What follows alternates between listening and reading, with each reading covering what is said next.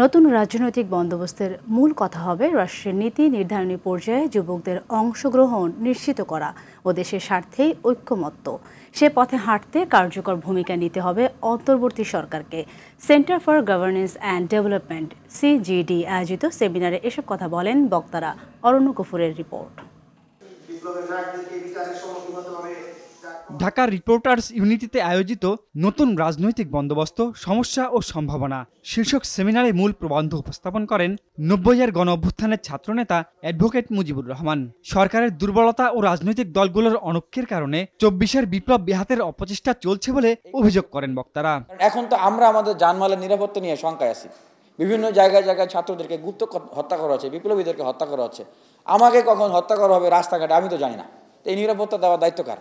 এই জন্য বারবার আমরা একটা প্রস্তাবনা দিচ্ছি যে এই ছাত্ররা মাঠে থেকে ফ্রন্ট লাইনে থেকে আন্দোলনের নেতৃত্ব দিয়েছে, তাদেরকে নিয়ে একটা জাতীয় ছাত্র কাউন্সিল কেন গঠন করা হচ্ছে না, যেখানে সব রাজনৈতিক দলের ছাত্র সংগঠনগুলো থাকবে, এটা প্রধান উপদেষ্টার তত্ত্বাবধানে থাকবে, জাতীয় এবং আন্তর্জাতিক ষড়যন্ত্রগুলো সেই জায়গা থেকে মোকাবেলা করা হবে। তরুণ ছাত্র তরুণীদেরকে যুবকদেরকে সামরিক প্রশিক্ষণ প্রদান করতে হবে, আমাদেরকে প্রস্তুত থাকতে হবে যে কোনো পরিস্থিতি মোকাবেলা করার জন্য।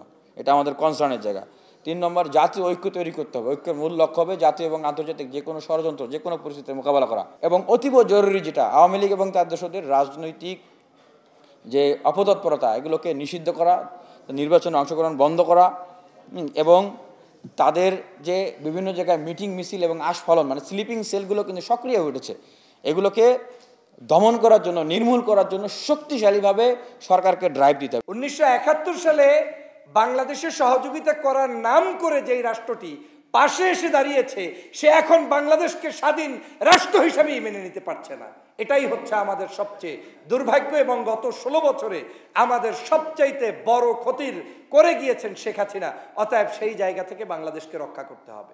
এখন সেটা যদি রক্ষা করতে হয় তাহলে এই জায়গায় আবার শেখ হাসিনাকে খেদানোর জন্য যেরকম ঐক্য হয়েছিল তার চাইতেও শতগুণ শক্তিশালী ঐক্যের প্রয়োজন আছে কিনা এই বন্ধুরা আমার বলেন। সুষ্ঠু গণতান্ত্রিক ধারা বিকাশে বড় দল হিসেবে বিএনপি জামায়াতের অগ্রণী ভূমিকা দেখতে চায় অনেকে। তো আমরা রাজনৈতিক দলগুলোর কাছে আহ্বান জানাবো তারা যেন তরুণ প্রজন্মের এই পারসেপশন বুঝেন। তারা যখন তরুণদেরকে তাদের রাজনীতির মধ্যে জায়গা দেন, যে সমস্ত তরুণরা আজকে রাজনীতি করতে চাইতেছেন আমরা তাদেরকে বলবো যে আপনারা শর্টকাট করেন না, জনতার কাছে গিয়ে দাঁড়ান, ভদ্রভাবে সৎভাবে রাজনীতি করেন। একটু কঠিন রাস্তা হবে, কিন্তু সেই রাস্তায় আপনারা যখন সফল হবেন তার ইম্প্যাক্ট অনেক দূর পর্যন্ত হবে। এবং আমরা বাংলাদেশের জনগণ এবং তরুণ প্রজন্মকে বলবো যে আমরা যদি একটা সুষ্ঠু গণতান্ত্রিক নির্বাচন প্রক্রিয়া করতে পারি, আপনারা ব্যক্তিদের যোগ্যতা দেখে, তাদের প্রোফাইল দেখে, তাদের পারফরমেন্স দেখে ভোট দেন। তাইলে পরে আমরা একটা শক্তিশালী গণতান্ত্রিক রাস্তায় হাঁটতে পারবো এবং বাংলাদেশকে ইনশাআল্লাহ একটি নতুন পর্যায়ে আমরা নিয়ে যেতে পারবো। বৈষম্যহীন সমাজ নির্মাণে সব পক্ষের আরও উদার হওয়া দরকার বলেও অভিমত সেমিনারের। আমরা চাই অনেক অনেক রাজনৈতিক দল একটা গণতান্ত্রিক প্রক্রিয়ার মধ্য দিয়ে নির্বাচনে যাক। অরণ্য গফুর, RTV, ঢাকা।